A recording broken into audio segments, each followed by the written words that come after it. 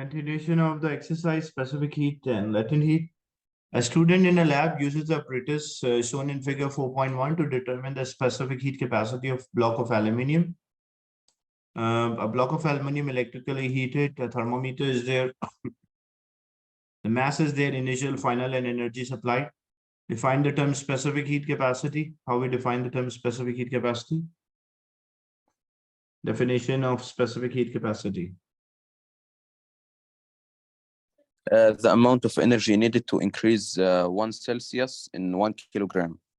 Oh, for 1 kilogram, yeah. Then use a reading to calculate, because there's a temperature change in specific heat, so E is equals to Cm delta T. So you have to memorize this formula. E is the energy, which is 23,800. Specific heat, we don't know. The mass was 0.930 and the temperature change was 41.3 minus 13.1. We just divide and we get the specific heat. 907.5, yes, that's right. Joules per kilogram, degree centigrade, because the mass is in kilogram. Then we repeat the experiment here with different values and we work out the specific heat.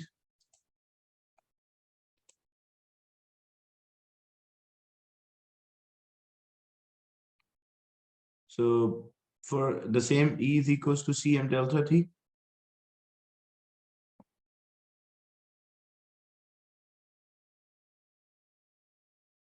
So the energy 23,800, the specific heat we don't know. The mass is mass of a block was there as same as the initial one, which was 0.93, and the temperature change this time is 62.1 minus 41. So we work out specific heat capacity, which is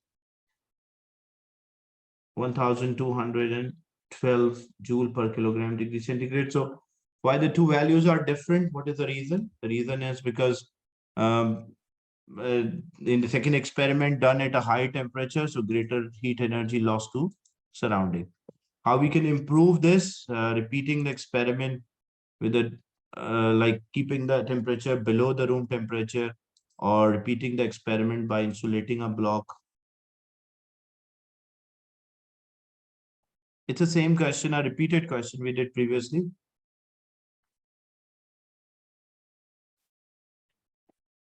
Then latent heat of fusion.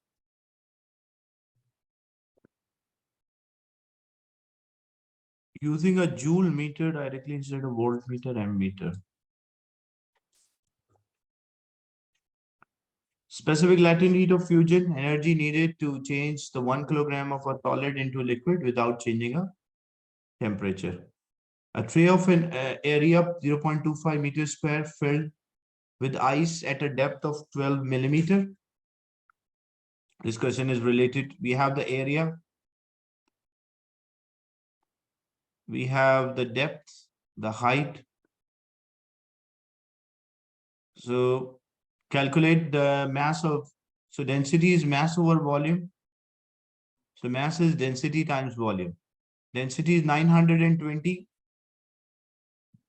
The volume is actually area multiplied by height as well. So 0.25, but see, this is in millimeter. This one was meter square. So I have to convert into meter first.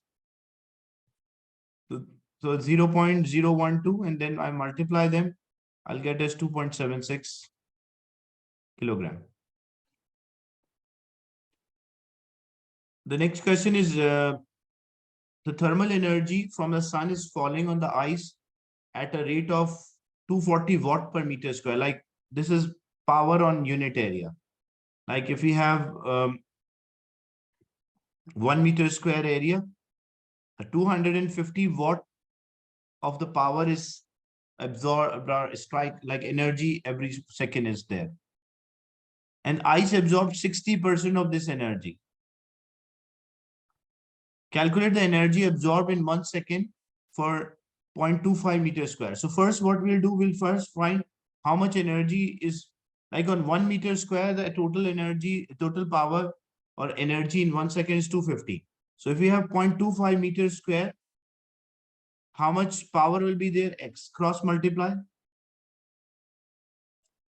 So 250 times 0.25. What's the answer for this?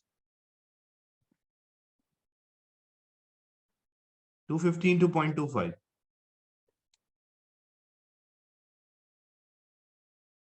That is 62.5. So 62.5 is actually what total power strike this part. Like if you have 1 meter square, this is a power. But if 0.25, this is a power. But not all is absorbed, only 60% is absorbed. So this is a total power, only 60% absorbed. So you'll find 60% of 62.5. So how to work out 60% of 62.5? It will be 60 times 62.5 divided by 100.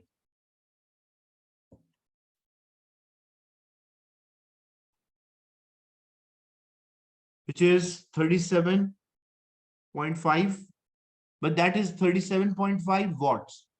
And whenever time is 1 second, energy, and because energy power is energy divided, energy is power into time.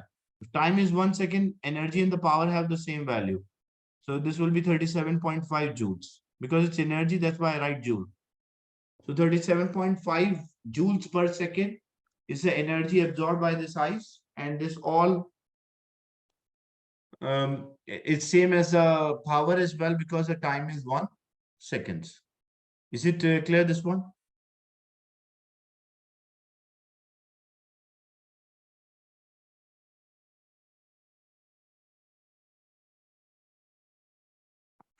The ice is at its melting temperature.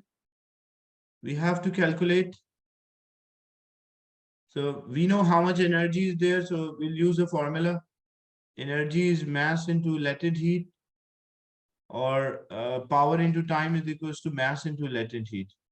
So we have the power, but that was 37.5. That's there. We have the mass already in the first part, which we worked out. We have the latent heat here. So we can work out the time.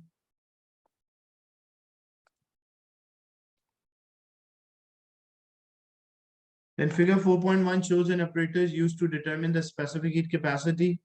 State the measurement student need to measure, include the electrical circuit one, and each quantity measured, state a symbol for that. So we need initial temperature, voltage, current, time, mass. We have to mention like measurement needed, include those from electrical circuit, each quantity measured, and state a symbol for each of them.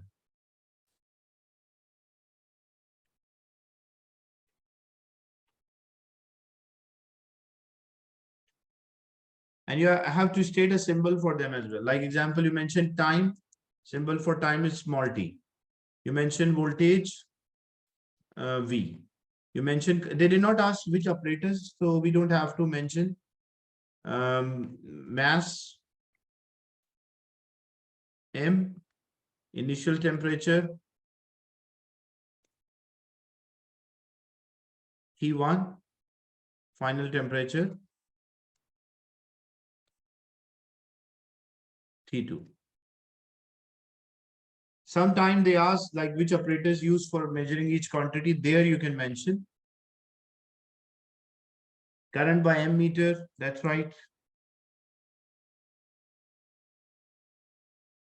Voltage by voltmeter, time by stopwatch, temperature, initial and final temperature.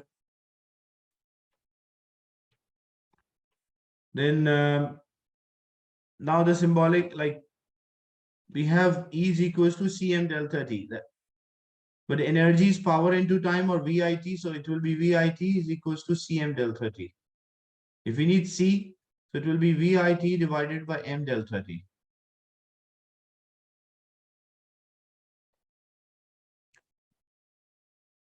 Then another student performed this experiment without using insulation. He obtained higher value. Why? Why higher value? Because the heat lost to surrounding without insulation, so the temperature change will be small. More energy dissipated or lost to surrounding, temperature change small, leads to a higher specific heat capacity. An object of mass M, specific heat capacity C, temperature change delta theta, expression C is equals to Q divided by M delta theta. This is actually in the books, symbols in the book, they normally use Q energy. Why I prefer to use E for energy rather than Q? Because students get confused with a charge. Q is also for charge, column. That's why I prefer to use energy E. And temperature change, we use delta theta, so we remember from T, but we use delta T, but normally it's delta theta is used. Figure 4.1 shows a heating system of a hot water. We have the density and we have the volume. We need the mass. So it will be mass as density times volume. 1000 times 0.0036. So when you multiply, 3.6 kilogram kg will be there. Next is calculate the mass of, we have to calculate a final temperature at which the water will flow out. So first, what we'll use, because the temperature is changing, first we work out a temperature change. We'll use the formula E is equals to Cm delta T. And energy is power into time, so we can say PT is equals to Cm delta T. P is a power 8.5 kilowatt, so we multiply by 1000, 8500 watts. The time dimension, it's 1 minute, so which is 60 seconds. Specific heat 4200. The mass we already calculated in the previous part, 3.6. And first we work out a temperature change. So it will be 8500 times 60 divided by 4200 times 3.6. That will give us first a temperature change. How much is the temperature change? Temperature change is 33.7. Okay. So when you work out, the temperature change is 33.7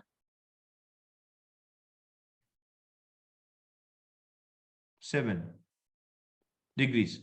And when you check the question is, what is the final temperature, the temperature at which it is coming out? So if we say that when a cold water entered, it was 15. And we want the final temperature at which it will come out. So initially it was 15. Finally, final temperature, we know, we want to calculate temperature change is final minus initial. So the final temperature, we don't know. Initial temperature of 15 and the temperature change, we calculated 33.7. This will move other side. It will be added 33.7 plus 15 is equals to final temperature. And this will be 48.7 degree centigrade. That is the final temperature. Is it clear, this one?